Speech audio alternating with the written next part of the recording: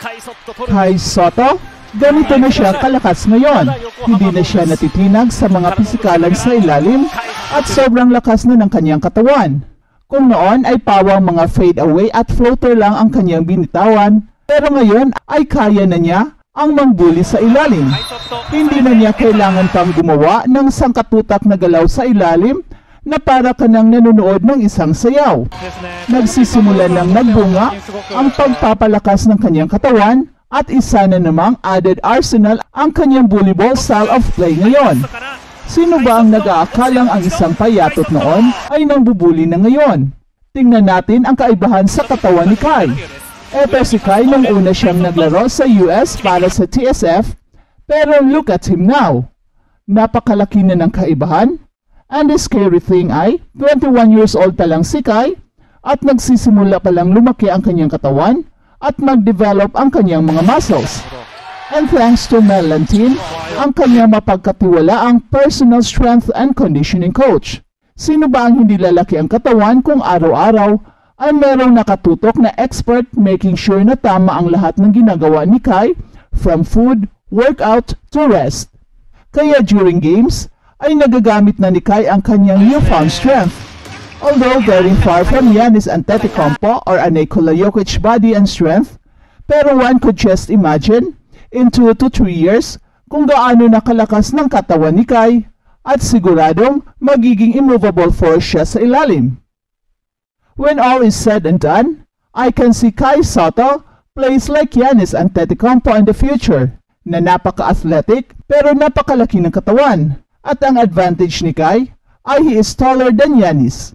Kailangan lang talaga ni Kai ang magkaroon ng lakas ng katawan that will withstand against a very powerful European and American players. And in this way, ay siguradong matutukso ang NBA. Napakagaling ni Kai, very skilled, merong insane height, kakaibang leaping ability at athleticism for a legit 7'3", at ngayon merong panglakas na pwede nang mangbuli ng kalaban. San ka pa? Edi sa NBA na. Samantala, sinabi ng isa mapagkatiwalaang source na si Boatwright ay papunta ng Pilipinas para makipag-ugnayan sa Samahang Basketball ng Pilipinas o SBP para simulan na ang proseso ng kanyang naturalization kung saan nagpapahintulot sa kanya na maglaro siya para sa Gilas. Bagaman nasa simula pa lamang ito, nagsisimula na rin si Boatwright na sumunod sa mga pangunahing kinakailangang dokumento, and the entire naturalization process can take up to 10 months or a year, depending on the pace with which Congress will act and the influence of the lawmakers who will sponsor the bill to make Boatwright a naturalized Filipino citizen. But as the great philosopher Lao Tzu once said, a journey to 1,000 miles begins with a single step.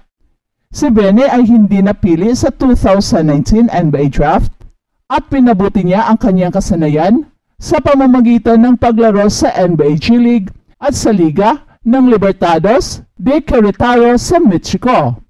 At matapos ang kahangahangang debut niya sa PBA, kung saan ipinakita niya ang kanyang malawak na laro at ipinakita ang kanyang kakayahan na talunin ang depensa at palakasin ang performance ng kanyang mga kakampi, nakuha ni Boatwright ang atensyon ni Ginebra coach Tim Cone. At sa NBA naman, ang New Orleans Pelicans rule out Zion Williamson for a must-win NBA play-in game sa kanilang laro laban sa Sacramento Kings dahil sa ininda nito na left hamstring strain. Sinabi ng Pelicans na ang MRI result ang nagkumpirma sa injury at si Zion Williamson ay muling i-evaluate sa loob ng 2 linggo. Si Williamson ay nagtala ng 40 points and 11 rebounds bago siya umalis nang magtie ang laro at 3 minutes 13 seconds left of the game sa kanilang pagkatalo sa Los Angeles Lakers sa play-in nitong Martes. Ang kanyang basket na nagdala ng puntos ay nagpataas sa kanilang score sa 95 all. Pero siya ay dumistansya dahil sa sakit na kanyang naramdaman at nagtungo sa gilid, subalit agad siyang umalis papunta sa locker room pagkatapos nito.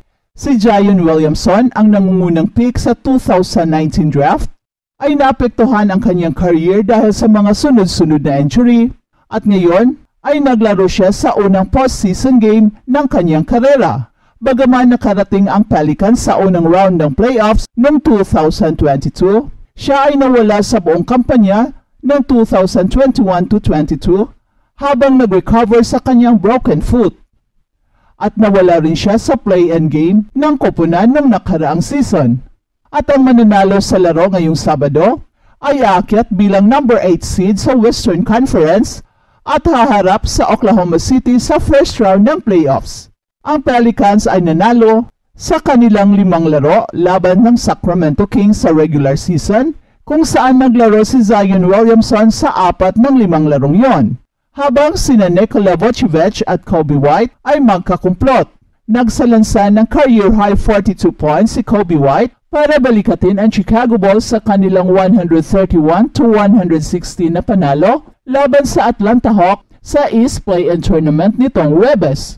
Usad sa isa pang play-in ang Bulls at dadayuhin ang Heat sa Miami para pag-agawan ang 8th seed, ang last slot para sa East Playoffs. Natalo ang Heat sa Philadelphia sa score na 105-104 sa kabilang play-in pairing.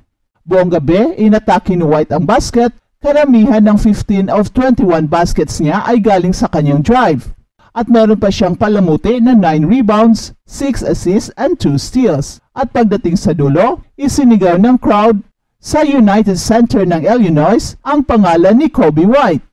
Habang si Joel Embiid ng 76ers ay abante sa East Playoffs. Bida pa rin sa Philadelphia 76ers si Joel Embiid kahit hindi siya 100%.